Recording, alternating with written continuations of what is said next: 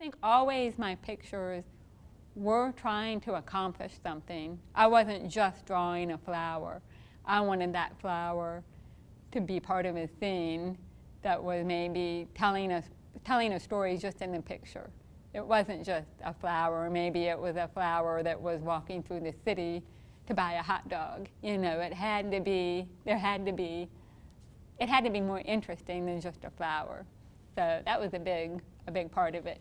And I was also, I wasn't reading all that much. I really wasn't. I wish I could say that I was the biggest reader ever, but the books I was most interested in were books by Ed Emberley, which those were books that were these kind of like step-by-step guides of how to draw.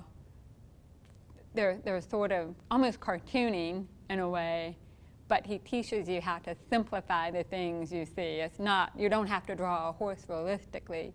He says, look at this horse, it's just rectangles. It's, you know, a rectangle this way and then skinny rectangle for legs, and maybe there's a triangle in there, and you've got a horse.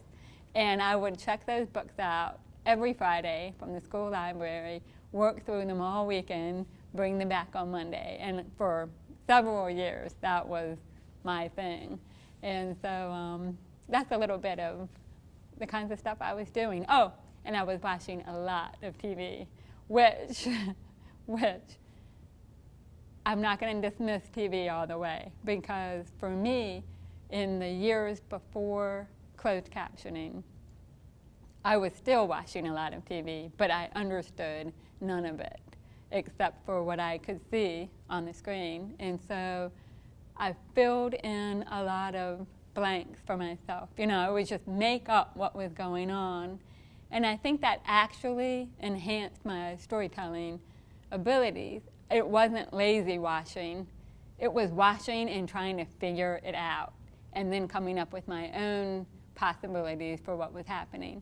For example, MASH, when they wear those surgical masks, no idea what they're saying. So I'm like, well, what could they possibly be doing down there?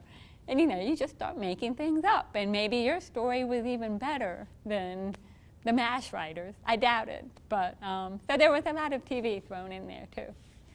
Lots of TV.